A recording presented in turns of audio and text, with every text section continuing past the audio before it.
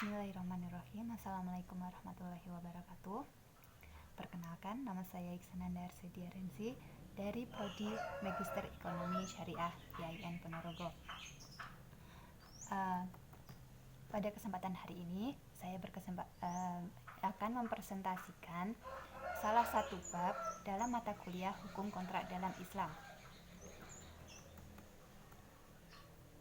yaitu pihak-pihak dalam akad. Nah, pihak-pihak dalam akad ini akan dibagi menjadi 4 subbab, yaitu yang pertama, pihak pembuat akad yang meliputi kecakapan hukum para pihak pembuat akad. Yang kedua, hambatan kecakapan. Yang ketiga, akad dan perwalian. Dan yang keempat adalah macam-macam perwalian dan tugas wali. Nah, pihak-pihak pembuat akad yaitu unsur yang terpenting dalam akad ialah para pihak atau akidani yang mengadakan akad. Secara umum, yang sah mengadakan akad ialah kedua belah pihak yang mempunyai kemampuan dan kecakapan. Nah, kecakapan di sini akan dibagi menjadi dua, yaitu kecakapan secara umum dan kecakapan dalam ilmu fikih. Nah, kecakapan secara umum sendiri yaitu yang pertama, kecakapan untuk melakukan tindakan hukum bagi dirinya sendiri tanpa bergantung pada orang lain. Dan yang kedua, memiliki kecakapan berdasarkan penetapan hukum untuk melaksanakan akad sebagai wakil dari orang lain. Kemudian dalam ilmu fikih, kecakapan dibagi menjadi dua, yaitu wujub dan ada. Nah, kecakapan wujub yaitu merupakan kepatutan seseorang untuk memperoleh hak dan memikul kewajiban berdasarkan hak kehidupan atau sifat kemanusiaannya.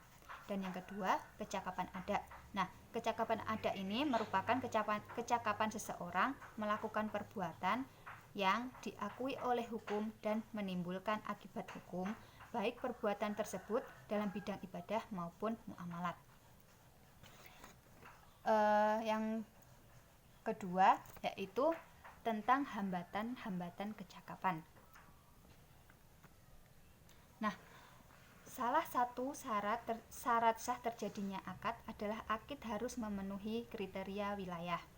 Maksudnya, hak atau kewenangan seseorang yang memiliki legalitas secara syar'i untuk melakukan akad. Nah, orang tersebut merupakan pemilik asli, wali, atau wakil suatu objek transaksi, sehingga yang disebutkan tadi memiliki hak otoritas untuk mentransaksikannya. Nah, syarat seseorang untuk mendapatkan wilayah akad adalah orang yang bercakap bertasyaruf. Nah, bertasyaruf itu apa? Yaitu orang yang mampu dan bercakap dalam perbuatan hukum. Selanjutnya, hambatan di sini, yang dimaksud dengan hambatan di sini yaitu kondisi-kondisi para pihak pembuat akad menjadi tidak sah secara hukum. Nah, kondisi-kondisi ini seperti apa? Yaitu yang pertama, kecakapan tidak sempurna. Nah, kecakapan tidak sempurna ini artinya kecakapan seseorang yang hanya sebatas pada menerima hak dan belum dapat menjalani kewajiban. Nah, contohnya apa? Yaitu contohnya janin. Jadi janin itu belum menjadi manusia sempurna. Namun janin ini berhak mendapatkan 4 hak, yaitu yang pertama hak keturunan, hak waris, hak wasiat, dan hak hasil wakaf. Kemudian untuk kecakapan yang sempurna. Nah, kondisi kecakapan sempurna bagi manusia yaitu ketika anak dari lahir sampai usia 7 tahun. Nah, dalam rentang usia ini, anak telah dapat memiliki barang yang diberi walinya atas namanya dan memikul kewajiban dalam akad. Namun, anak ini tidak diwajibkan untuk membayar kewajiban agama yang mengandung unsur sanksi seperti dam dan ziyat.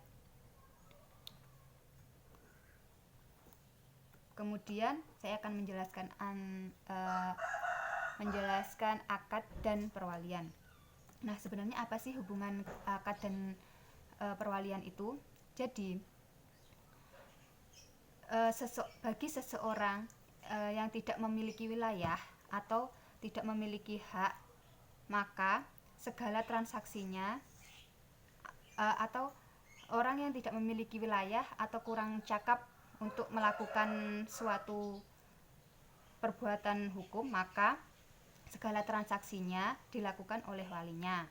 Nah, pengertian perwalian sendiri dalam fikih yaitu penguasaan penuh yang diberikan oleh agama kepada seseorang untuk menguasai dan melindungi orang atau barang.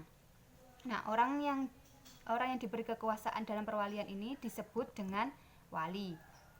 Nah, apa sih syarat-syarat perwalian? Maksud saya, apa sih syarat-syarat wali? Yang pertama adalah mempunyai kecakapan yang sempurna dalam melakukan tasaruf atau perbuatan hukum. Dan yang kedua, memiliki agama yang sama antara wali dan yang diwakili. Dan yang ketiga, mempunyai sifat adil, yaitu istiqomah dalam menjalankan ajaran agama dan berakhlak mulia. Dan yang keempat, mempunyai sifat amanah dan dapat dipercaya. Dan yang terakhir, menjaga kepentingan orang yang ada dalam perwaliannya. Kemudian macam-macam perwalian. Nah, macam-macam perwalian itu dibagi menjadi 3, yaitu yang pertama, perwalian terhadap jiwa atau al-walayah alan-nafs. Dan yang kedua, perwalian terhadap harta atau al-walayah alal-mal. Dan yang ketiga, perwalian terhadap jiwa dan harta atau al-walayah al-nafsi wal mali maknan. Saya akan menjelaskan tentang perwalian terhadap jiwa atau al-walayah al-nafs. Nah, al-walayah al-nafs itu perwalian yang bertalian dengan pengawasan terhadap urusan yang berhubungan dengan masalah-masalah keluarga seperti perkawinan, pemeliharaan dan pendidikan anak, kesehatan dan aktivitas anak yang hak kepengawasan pada dasarnya berada di tangan ayah atau kakek dan para wali lainnya. Kemudian perwalian terhadap harta atau al-walayah alal mal. Nah, perwalian terhadap harta ialah perwalian yang berhubungan dengan ihwal pengelolaan kekayaan tertentu dalam hal pengembangan, pemeliharaan, pengelolaan dan pembelanjaan. Dan yang ketiga adalah perwalian terhadap jiwa dan harta atau al-walayah alan nafs wal mali ma'an. Nah, perwalian terhadap jiwa dan harta ialah perwalian yang meliputi urusan-urusan pribadi dan harta kekayaan dan hanya berada di tangan ayah dan kakek. Nah, contohnya apa? Yaitu contohnya dalam hal pembagian hak waris.